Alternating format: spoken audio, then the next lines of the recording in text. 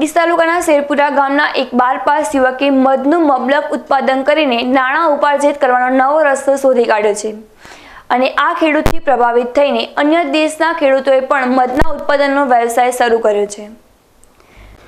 બનાસકાંઠા જિલ્લા પર આમ તો પછાતમાનું કલંક લાગેલું છે, પરંતુ આ પછાત માનવામાં આવતા બનાસકાંઠા જિલ્લાના ખેડૂતો તેમનામાં રહેલી કોઠાસૂઝ તેમને અન્ય જિલ્લાના ખેડૂતોથી અલગ તારવી રહી છે। અહીં વાત છે ડીસા તાલુકામાં આવેલા શેરપુરા ગામના પ્રકાશભાઈ જાટની।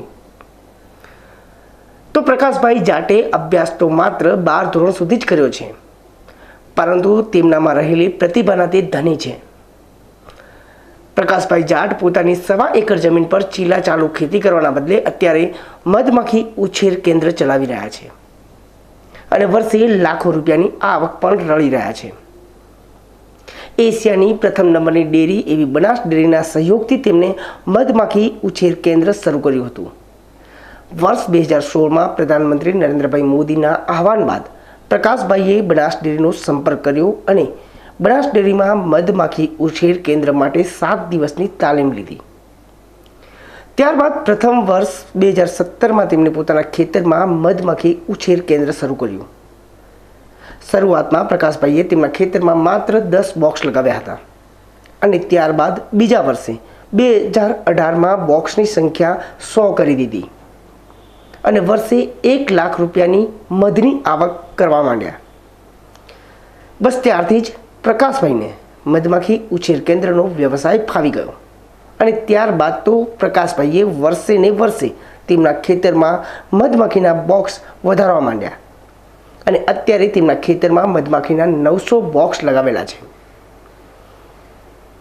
અને તેના દ્વારા વર્ષે 35,000 કિલો મધનું ઉત્પાદન કરી રહ્યા છે। પ્રકાશભાઈને આશા છે કે આગામી વર્ષમાં તેઓ વર્ષે આ ઉત્પાદન વધારીને 45,000 કિલો સુધી પહોંચાડી દેશે।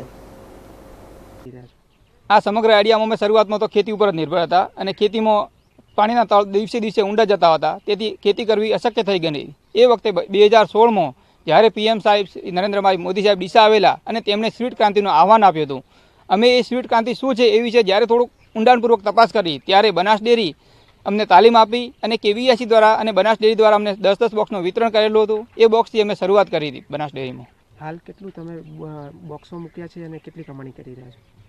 પહેલા વર્ષનું શરૂઆતમાં પહેલા વર્ષે મારી જોડે 10 જ બોક્સ હતા, એ વખતે મેં શરૂઆત કરી। બીજા વર્ષે મેં 100 બોક્સ લાવેલા, તેમાંથી મને 1 લાખ જેવું પ્રોફિટ થયું।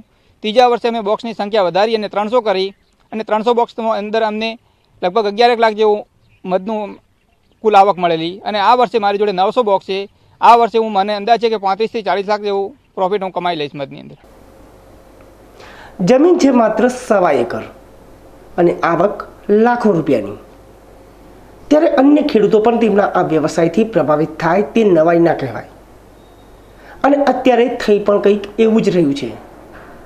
પ્રકાશભાઈના ખેતરમાં તૈયાર કરવામાં આવેલા મધમાખી ઉછેર કેન્દ્રની મુલાકાત લેવા માટે દૂર દૂરથી ખેડૂતો આવી રહ્યા છે અને પ્રકાશભાઈના મધમાખી ઉછેર કેન્દ્રની મુલાકાત 10 ખેડૂતોએ લઈ પોતાના ખેતરમાં મધમાખી કેન્દ્ર પણ શરૂ કર્યા છે અને સારી આવક પણ રળી રહ્યા છે। નામ હરિયાળ હરદેવભાઈ તાજાજી છે। હું શેરપુરા ગામનો રહેવાસી છું। અમારા ગામના પ્રકાશભાઈ જાટ એ મધુમક્ખી પાલનનું કરે છે। હું એમની સાઈડ જોવા માટે આવ્યો છું અને મારી પણ ઈચ્છા છે કે મધુમક્ખીમાં સારું એવું પ્રોફિટ મળે છે। એમની પ્રેરણાથી હું પણ મધુમક્ખીના પાલન તરફ આગળ વધવા માંગુ છું। મધમાખી ઉછેર કેન્દ્રના માધ્યમથી લાખોની કમાણી કરી રહેલા પ્રકાશભાઈથી પ્રભાવિત થઈને અન્ય ખેડૂતો પણ મધમાખી ઉછેર કેન્દ્ર શરૂ કરવા પ્રેરાઈ રહ્યા છે। ત્યારે મધમાખી કેવી રીતે ખેડૂતોને આર્થિક ઉત્પાદન માટે મદદરૂપ થઈ રહી છે, ખેતરમાં લગાવવામાં આવેલા બોક્સમાં કેવી રીતે મધમાખીને ઉછેરવામાં આવે છે અને બોક્સમાં મધમાખી કેવી રીતે મધ બનાવે છે તે અંગેની આખી ક્રિયા પ્રકાશભાઈ જાતે જ જણાવી રહ્યા છે। ખાસ કરીને આખી સમગ્ર પ્રક્રિયા શું છે, કઈ રીતે મધ નીકાળો છો, શું પ્રોસેસ? મધ એ સંપૂર્ણ રીતે તો જ્યાં વધારે ફૂલ હોય અને ત્યાંથી નેક્ટર અમને સારું એવું મળે છે તો અમે એ ખેડૂતોના ખેતરમાં મૂકીએ છીએ। જેવી રીતે વરિયાળી, સોવા, રાયડો, બોરડી, જંગલની અંદર બોરડી જેવા અમુક વૃક્ષોની જ્યાં ફૂલ વધારે આવતા હોય ત્યાં મૂકીએ છીએ બોક્સ અને તેમાંથી મધ એક કાઢીએ છીએ। અન્ય ખેડૂતોને શું કહેશો? અન્ય ખેડૂતોને તો હું એટલું જ કહીશ, તમે સરકારી નોકરી પાછળ જે પણ દોડો છો એની જગ્યાએ તો સારામાં સારું ધ્યાન આપી અને મધમાખી પાલન કરી શકતા હો તો તમે સારું એવું પ્રોફિટ કમાઈ શકો છો.